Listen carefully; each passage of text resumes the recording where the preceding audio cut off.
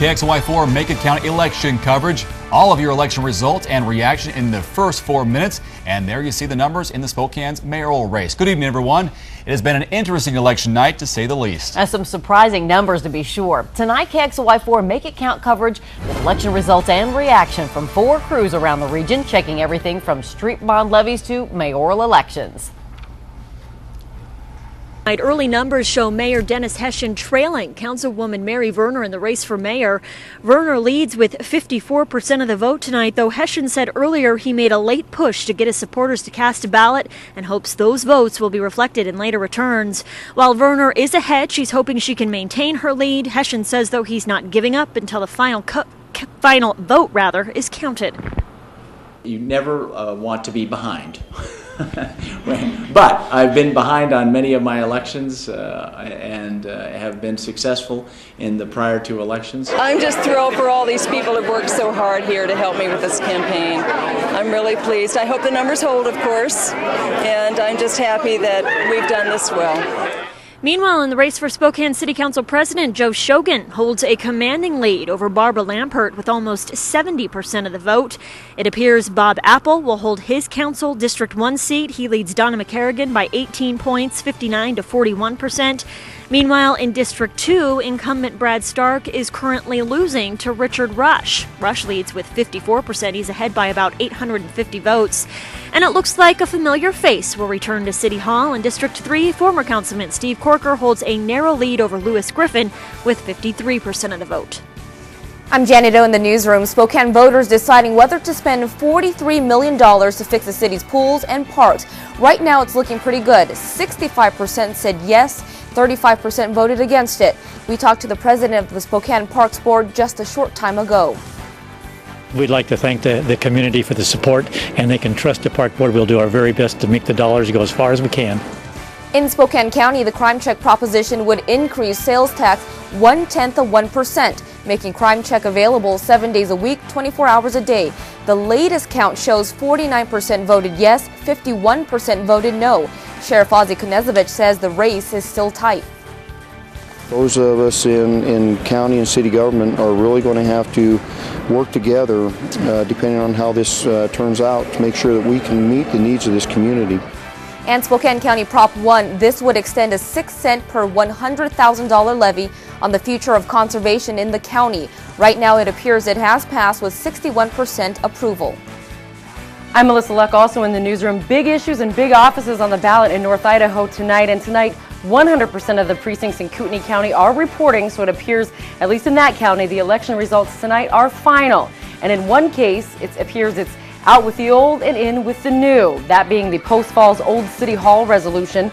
Voters had to decide to save Old City Hall or tear it down. The movement to keep the Old City Hall, though, has apparently gone down in flames.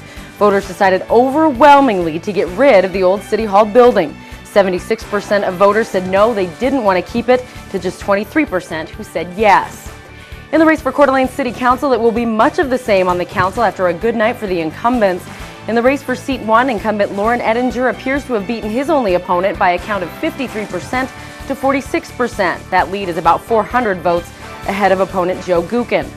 4 people battle it out for Coeur d'Alene City Council Seat 3, and right now incumbent Al Hassel has 42% of the vote. His closest competitor Jim Brannon has 38% of the vote. And there were 5 people in the race for Coeur d'Alene City Council Seat number 5. John Bruning leads that pack with 46% of the vote. Susan Snedeker trails him with 32% of the vote. We'll have the rest of the results in the Kootenai County races in just a few minutes. I'm John Langeler, live at Garfield Elementary. Statewide Amendment 4204 appears to be going down in defeat tonight. It would have allowed schools to pass levies with just 50% plus 1, a simple majority, instead of the supermajority they have now, 60% voter approval. Here are the numbers. Statewide, you can see the yeses at 46%, the noes at 54%. We also know those numbers are about the same here in Spokane County. Barb Chamberlain, she co-chairs the levy campaigns for Spokane Public Schools.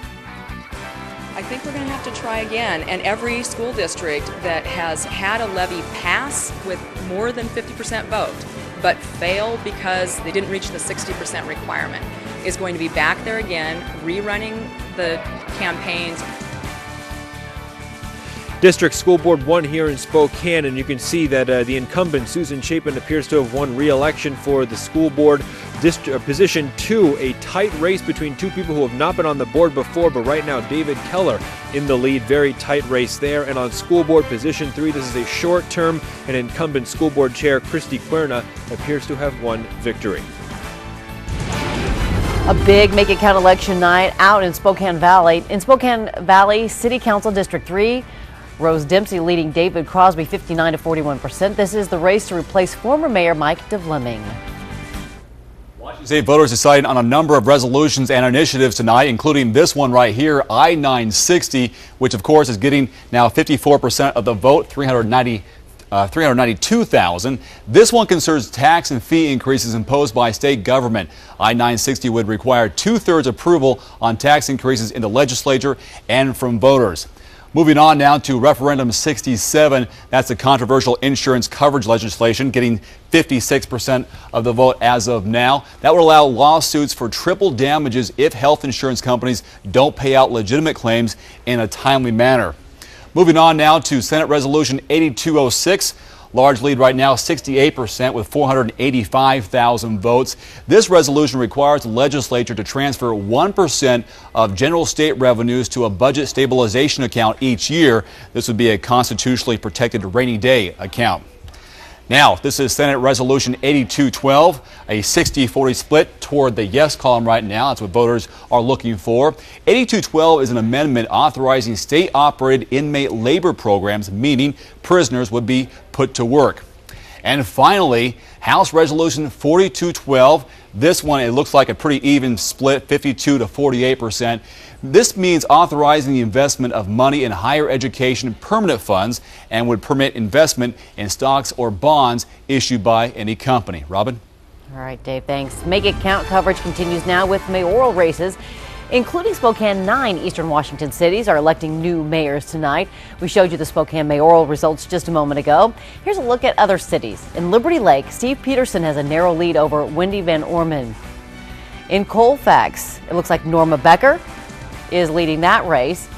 And over in Rockford, it is a split. Gary Wagner and Howard Bruchsey, they are 50-50 right now. In Ritzville, it looks like Linda Cadillac leads Harry Schaefer 55 to 45%. Over in Odessa, a big lead for Doug Plinsky, 84% over Jan Noble, 16%. And Elmira's mayor, Einar Larson, leading Joyce Mings 55 to 45%. 4 cities in North Idaho also electing mayors tonight. Let's take a look at those numbers starting in Ratham tonight. Kenneth Hayes with 34%. Looks like Victor Holmes, though, getting 66% in that one. Moving on now to Plummer. Tim Clark getting 53%. Doug Coley at 47%. Pretty even right now. Next one is, looks like that would be it for now. So stay with us here on KXLY4. More election results are coming up, and you can always get the latest election numbers and analysis on our website, KXLY.com. Never miss a story on our website.